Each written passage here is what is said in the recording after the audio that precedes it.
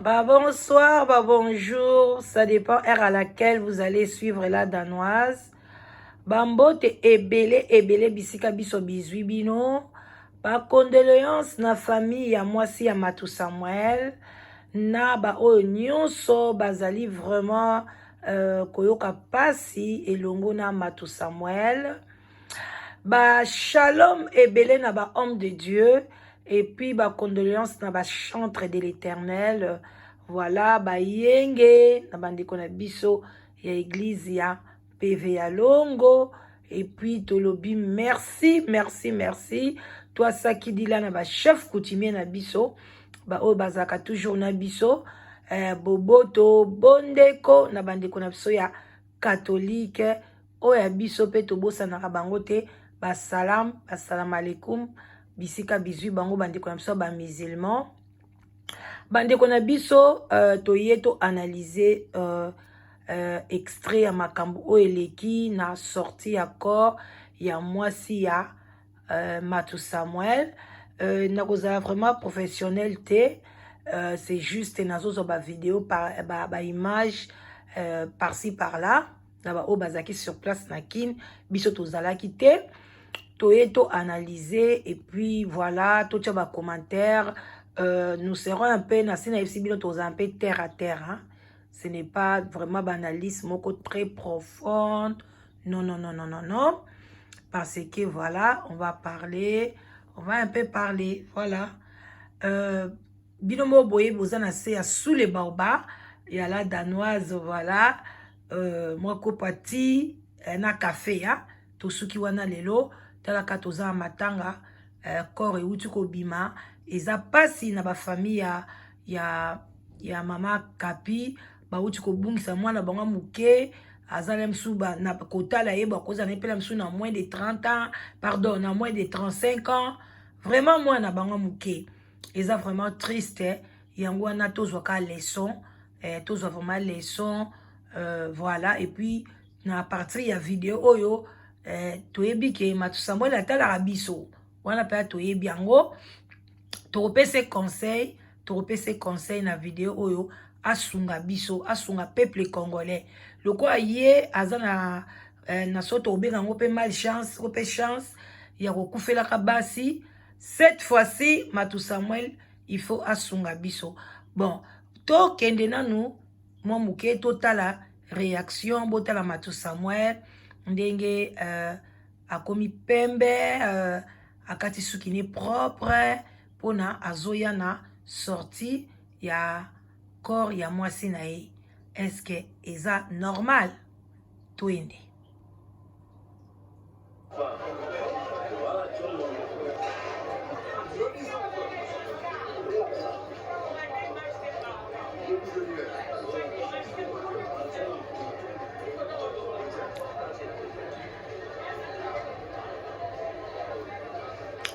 bon, to coach un petit commentaire, hein. Ouana bozo monda bas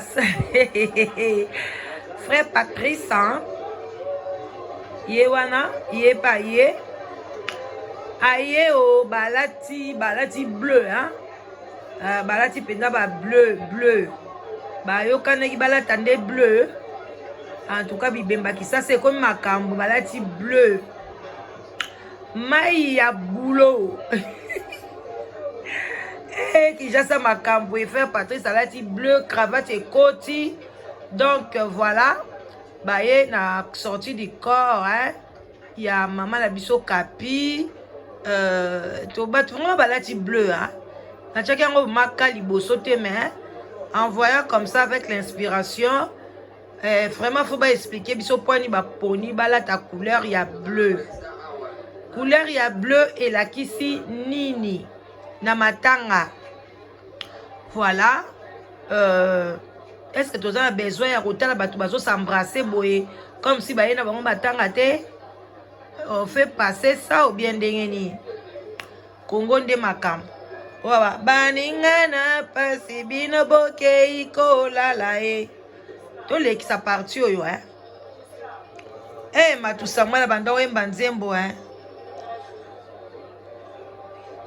Na bomoinanga liwa euti wapi? Liwa euti wapi? Bon, Matou Samuel ye. L'homme en question. Matou Samuel. Bien coiffé, hein? Bien coiffé, bien rasé. Ah, Nzambalola, yango balobi, attends, ozana bomoi. Mama, mi sepela, po soko kufi. Ah, ata mobali no ba okate suki, hein? Matou Samuel ye wana bakati suki kitoko, Matou Samuel au RVC. Matou Samuel penza loko kufeli mwasi te aya. Bakati suki kitoko boye. Oh, wana musu nani wana za pembeni na ye wana ye pazaka moyembi, hein? Soki nani, soki ngonda, soki nani. Ye pas kondi mingi, hein? Oh mon Dieu, mon roi, ça c'est quoi ça? Oh, chantre de l'éternel homme sous a kondi ma casse. Matou Samuel à latini, couleur ni bleu, bleu foncé ou bien noir. Matou Samuel maouin, mais au sungabiso. Dans la bomonde, Matou Samuel a coupé la basi boye. A aidé des biso siko. Soka boy ko sunga biso eko za grave. Toko na esa bien na suka likamni Matou Samuel a osunga biso. Botika Matou Samuel a tambola ye moka ko tambola na ye bo simba ipwane.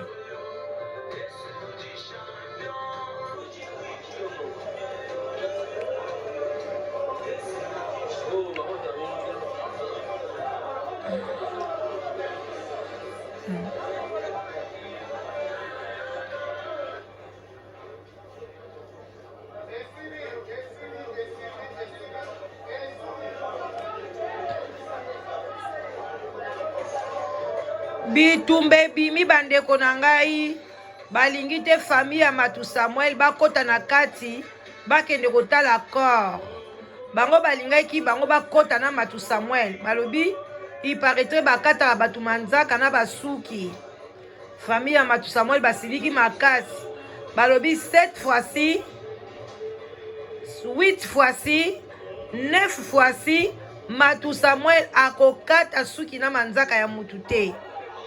Ba famille batombo qui suivait Tolanda.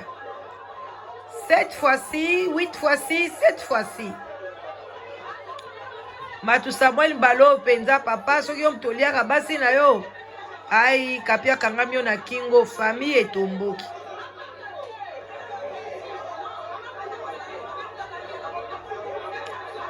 Matou Samuel akota te bake kote puna ni.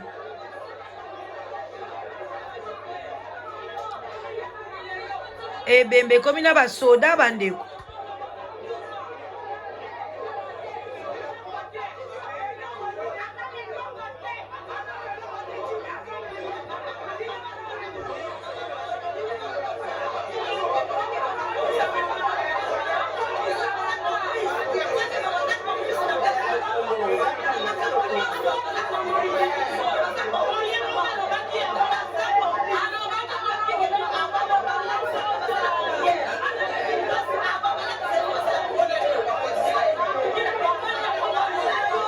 Bandeko kapia tikaki maloba alingazo manzaka na suki boyoki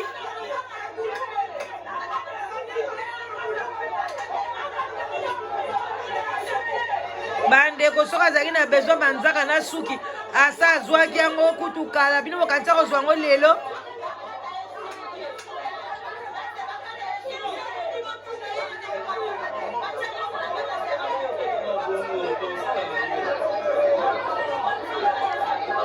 Bandeko babozoka bakutime ya makasi. Matou Samuel kokata suki te, kokata manzaka te.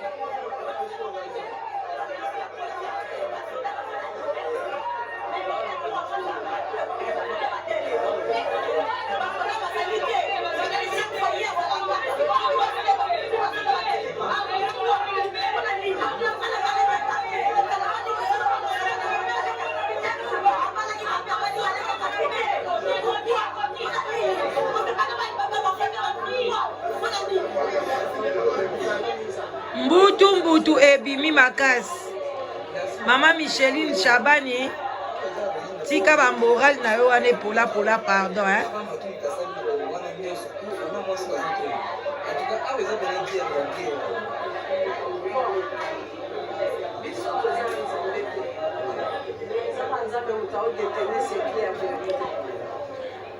Na bomo ya matue liwa uti wapi basi nyonso kokufa wala nzembo na ye ona nini boye ngana bati na ngomba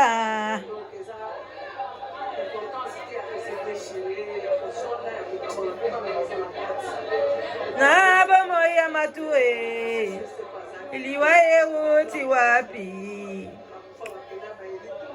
Bah, maman Micheline, tu nous passes le temps pour rien. Ok, je t'ai fait passer. Hein? Toi, tu parles là. On ne veut pas.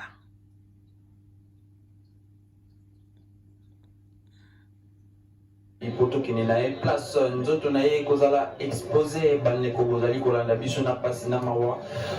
Nous tout à certainement qui est Maman Kapil Komona. Moi, incohérence vraiment n'est dans tout à l'heure. Incohérence c'est allié à Makasi. Baboi famille à Makapi et qui est Nakati et qui est Kotala. Yé. Bacho Bima Awa, Bacho adressé par ici par mon que non. Bakotala encore, il y a Maman Kapi place, nous autres, place et qu'on allons exposer dans la salle. Même famille a insisté Kaka. À partir de morgue, batala, moi na bango ya moi. Mais ça normal. Moi na bango à moi si, ba mona te, eza nini. Hein, ba koko zo famille, ba délégué 10 personnes, ba koti batali corps à moi na bango. C'est quoi ça? Matou Samuel. Aujourd'hui na ba soda ma papa. Yo to aider biso Matou Samuel. Ceux qui ont eu solution, on va vous informer. Mais pour l'instant, ce sont les images qui parlent d'elles-mêmes et accompagnées de cette petite commentaire qui m'a annoncé la vidéo. On a expliqué Bino ce qui se passe réellement sur le terrain parce que plutôt qui t'a sur le terrain. Pour la qui s'abino ba image na koloba. Bango ba oloba ngape na zoloba na ba ki le auto kozala professionnalité. Donc na boy ba commentaire la danoise il fallait tika oya ligata là au côté kuna na elengi ezani elengi ya Congo azali à la tête ya liwa ya Maman Kapi. Donc toujours là qui s'habille bande kwa mwasi baketali sa balobi Matou Samuel mutalie Maman Kapi basiliki makasi.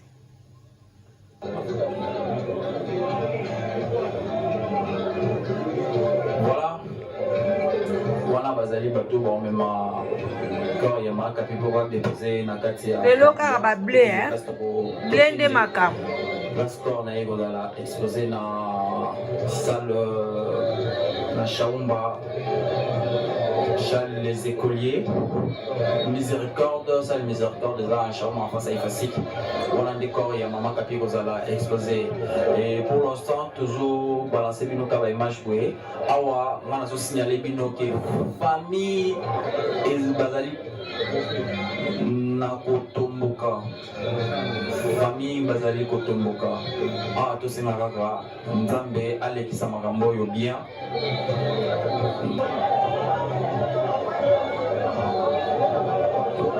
Voilà bozomona ba image oyo na soni na mawa nyonso sangani awa boy famille ya papa ya Maman Kapi ekota na kati ya morgue et bongo ye famille ya papa ye soki Matou Samuel ouais famille na ye balobi ndoto ya Maman Kapi kozala exposé na salle kuna nde famille bakotala yango une bonne fois pour toutes les familles puis bazali contre yango bazali vraiment des contre yango ozomona loba boye parce que awa mutu moko alingaka kota yango toyonga toyeba aza nani balingaki bafungolela ye porte mais famille mpe eboyi mutu yango aza nani mpo ye akota mutu moko boye oyo batindiko mpona ya kosala bamystike bandeko tosolola makambo oyo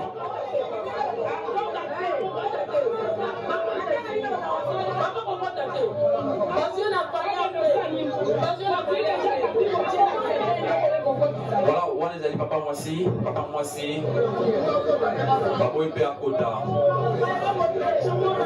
Dès le départ, nous baboye qui dès le départ. Journaliste, donc nous avons des informations de PC là. Donc, ça m'a bien barré, bazar, nous avons conseillé papa Matou.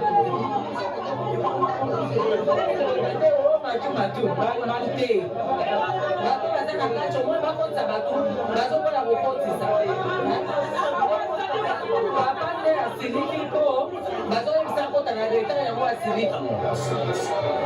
voilà.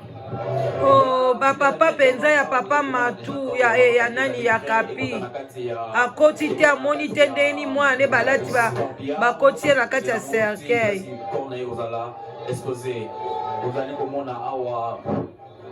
Eza pasi makambo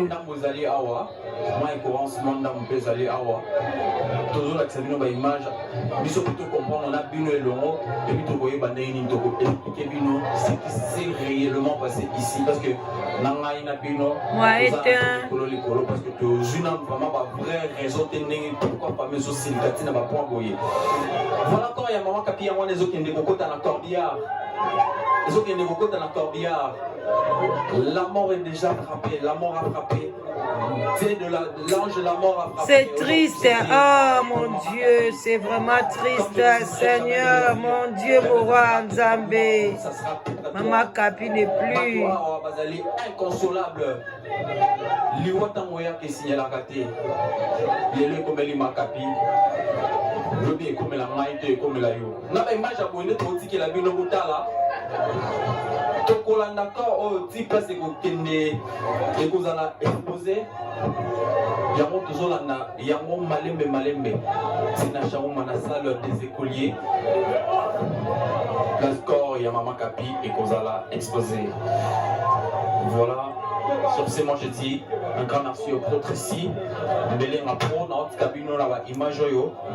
Et puis tu conseilles la bino sur l'émission parce que biso tous allez les ngagomo to bandarana makambo to silsarana makambo. To bandarana makambo. To silsarana ngo vraiment. Ndeyang. Ba maman ba tata bandeko ba oya biso ba o balinga sule ba oba. To zongi lisusu pona to ya penza to panza teke to sola mwa muke na likambo oyo ya liwa ya Mama Kapi ndenga se kotika biso eza pasi na mawa bandeko nanga tucha awa tucha na poza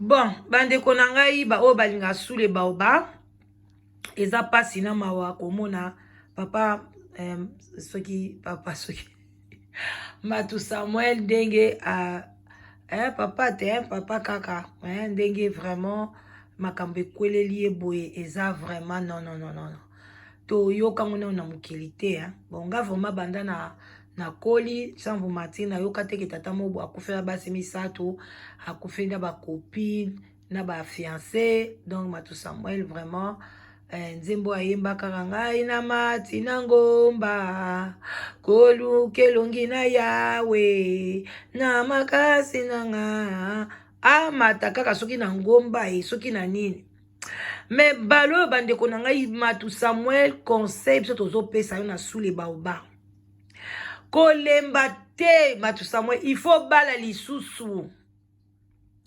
Matou Samuel il faut abala bandeko na ngai il faut sunga biso Matou Samuel pona vraiment cette fois-ci soko bali moi si biso to proposer o te to sepela te ngai vraiment de bino mo boyebi sous les baoba boyebi et bien live together to zaka wana to pesa basi si ta bien Matou Samuel ndenga zanda mwasi o ya bongi na ye ezali na pesa bino kombo ya mwasi oyo Matou Samuel il faut tozoba bien il faut abala mwana mwasi wana Matou Samuel to pesa ka 6 mois ya repos obalela biso mwana mwasi wana et puis to mona pendenga rokufa to boite business to rokufa mais tozana besoin o aider biso balela biso Jeannette Kabila Kanambi.